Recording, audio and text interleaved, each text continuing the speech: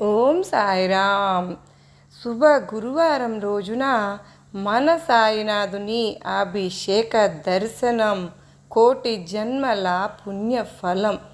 మనందరము కూడా సాయినాథుని అభిషేకాన్ని వీక్షించడం వల్ల మనకు ఎంతో శుభం కలుగుతుంది.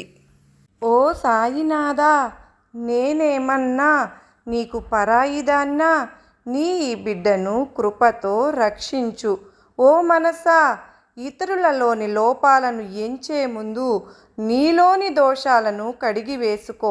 ఇంటి నిండా మాలిన్యం ఉంటే ప్రశాంతత ఎక్కడిది?